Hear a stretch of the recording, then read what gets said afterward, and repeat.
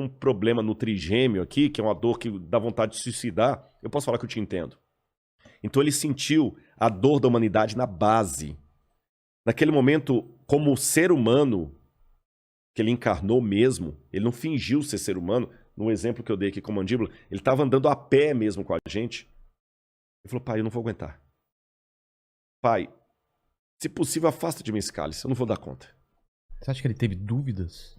Naquele momento, como ser humano teve. Por quê? Porque uma das coisas que ele teve que deixar na garagem foi justamente a onisciência dele. Tanto é que quando perguntaram quando é que o senhor vai voltar, ele falou, esse dia ninguém sabe. Nem os anjos, nem o filho, somente o pai. E o filho não pode saber nada dele mesmo se o pai não revelar. Então ele deixou ele deixou a onisciência, a onipresença, a onipotência, tudo na garagem. Os milagres que Jesus operou são milagres que outros homens de Deus também operaram. Ah, ele ressuscitou Lázaro. Tá, mas o profeta Elias também ressuscitou o filho da viúva de Sarepta e multiplicou o pão lá para a viúva de Sarepta. Eliseu ressuscitou o filho do casal lá. Ah, tá, Jesus andou sobre as águas. Ah, Moisés abriu o mar vermelho. Então o que Jesus fez foi como um homem pela fé em Deus Pai. É lógico que houve momentos em que a divindade brilhou pela humanidade, como por exemplo quando ele transfigurou no monte, que a tradição, a Bíblia não diz isso, a tradição chama de Monte Tabor. Mas no dia a dia, Jesus tinha que suar para ter o pão dele. E naquele momento ali do Getsemane... O que ele fala mesmo? Ele fala, pai, se possível, afasta de mim esse cálice.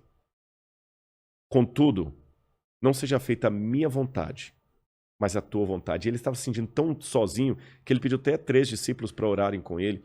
E é interessante que a palavra gat, em hebraico, significa prensa. Gat, prensa em hebraico. Shemanim significa azeite. Então, gat shemanim é a prensa do azeite. Jesus estava num lugar onde várias azeitonas eram imprensadas para sair o azeite puro. Azeite. Ele também estava sentindo a alma dele prensada. A gente chama de Getsemane, né? Gat shemanim em hebraico. Ele estava sentindo a alma dele prensada. Mas aí por que ele podia ter desistido? Não, você quer acabar, já acaba agora. Mas o que não fez Jesus desistir? Aí, Vilela, é aquilo que eu não tenho como provar. Até aqui eu estava falando como acadêmico, provas arqueológicas, históricas, alucumbrações filosóficas, mas essa é a parte que eu não posso provar. É a parte que eu posso testemunhar. E testemunho não se prova. Tá bom? O pessoal que está assistindo a gente em casa, se você falasse comigo assim, Rodrigo, essa água que eu estou colocando aqui no copo é uma água do derretimento da neve do Himalaia. É a água mais pura do mundo. Tem uma água dessa, né? Parece que uma garrafa dessa água custa $5.000. É mais caro do que um vinho importado. Se você falasse assim, tem gosto de água, mas se você falasse assim, Rodrigo, ela tem um gosto diferente. Vamos supor, só para ilustrar. Eu ia falar assim, Vilela, tem mesmo. Pessoal, essa água é diferente. Não adianta do outro lado da tela, lá com o smartphone, no tablet, onde quer que cada um esteja assistindo, falar, tá, mas me prova o gosto dessa água.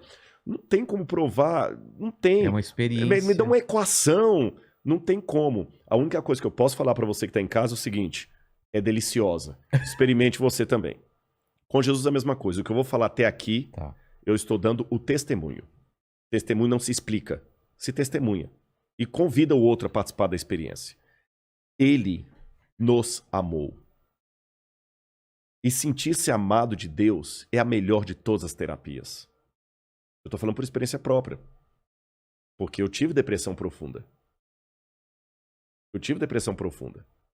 Eu li muita coisa de psicanálise, de psicologia, Freud e tudo. Foi a partir da própria busca de resolver meus problemas. Então ele transformou a minha vida. Ele não me tornou apenas um melhor cidadão. Ele me mudou. Ele pensou em mim. Aí nessa hora, por uma revelação do pai, porque ele colocou a onisciência na garagem, é como se o pai falasse assim, filho, continua, confia em mim.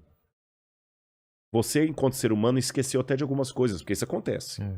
Isso acontece. Tem muita coisa que você sabe e mesmo assim você fica assustado. Quer um exemplo? Quando você vai para esses brinquedos da Disney, que você coloca aquele óculos 3D. Simulação. Eu já passei simulação. E você fica... Eu já passei mico com isso, até nesse shopping, desse negócio que eles põem aquele óculos assim. Eu sei que não tem um buraco ali.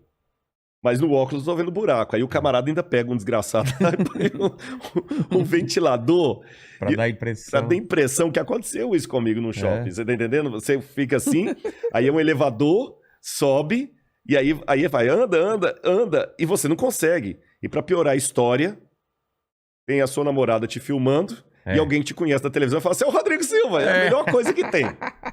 Experiência própria. Aliás, é um provérbio muito sábio que diz: mico, aqui se faz, aqui se paga. Exatamente. Então, mesmo sabendo que aquilo ali não é real, eu ficava com medo.